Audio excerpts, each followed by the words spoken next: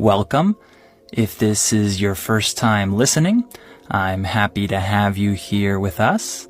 This podcast is for English learners who want to improve their listening skills, who want to practice their comprehension, and become better listeners.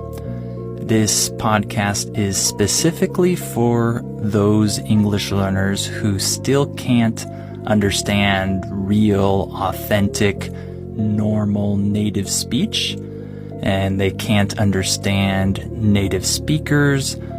So, in this episode, I'm going to talk about a couple things. I'm going to talk about the weather, and I'm going to talk about advertising.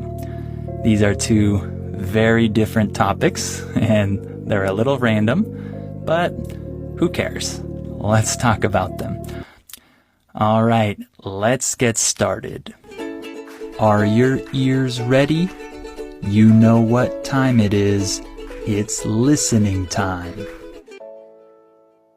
Okay, first, we're going to talk about the weather. This is a very important topic because this is something we talk about almost every day, really. When I talk to people like my students or family members or friends, oftentimes we start the conversation by talking about the weather that day. It's a very common point of discussion. So first, I'll tell you a little bit about the weather in my hometown, which is San Diego, California. And then we'll talk about weather in other parts of the world. So in San Diego, we have famous weather. Our weather is renowned throughout the country because it's known as being very nice, very mild. When something is mild, that means it's not too strong or extreme. So if I say that we have mild winters in San Diego, that means that our winters are not very cold or very extreme. They're mild. Okay? So San Diego has mild weather. We have warm summers. And I think we have warm springs and autumns too, in my opinion. Other people might disagree, but I think they're pretty warm. And then even our winter is not cold. It's mild, like I said. I wouldn't say that it's very warm, but on many days in the wintertime, you can go outside with shorts and a t-shirt. It's very common for people to do that in December or January, depending on the weather that day. It's not always like that in the winter, but many days are like that. So it's a very nice winter, in my opinion, because I don't like cold winters. But if you're used to cold winters and snow and low temperatures, you won't like San Diego winters because it doesn't feel like the winter to people who are accustomed to real winters.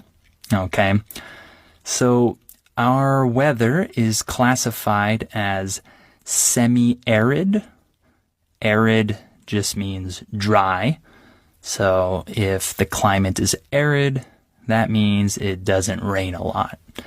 So San Diego is semi-arid, and it can also be classified as Mediterranean. So it has similar weather to places like maybe the south of Spain or Portugal or France, Italy, Greece. It probably has similar weather to those places. So it's very nice.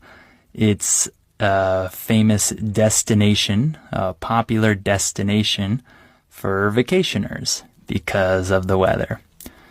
So, in terms of weather in other parts of the world, usually it's more extreme than in San Diego. For example, I have many students in Russia. In Russia, the winters are very cold. It can get down to minus 30 degrees even, right? Depending on where you are. I can't even imagine that type of winter, but I'm sure some of you have experienced that before.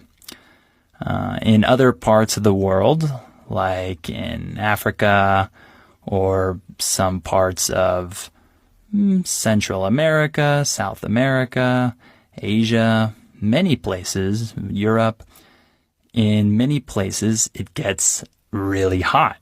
It's the other extreme. I know that in some places it can get up to 50 degrees even. That's pretty crazy. For most of us, that seems really, really hot. Just a side note, since I'm American, I should tell you that in the US, we don't use Celsius, we use Fahrenheit. So normally, if you talk to Americans and you ask them about the weather in their city, they'll respond with something like this. It's 75 degrees today. If you don't know anything about Fahrenheit, that would probably seem crazy. 75 degrees? Well, that's not that hot. It's just a different system of measuring the temperature. In the rest of the world, we use Celsius, but in the US, we use Fahrenheit.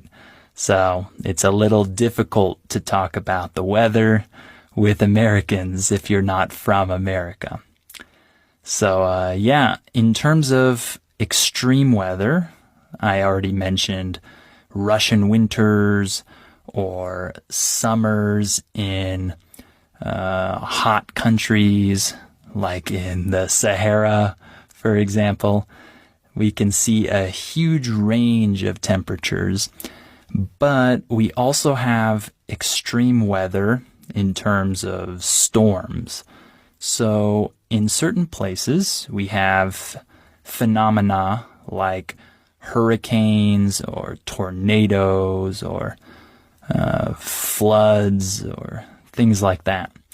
So, for example, in the southeast of the United States, there are hurricanes like every year.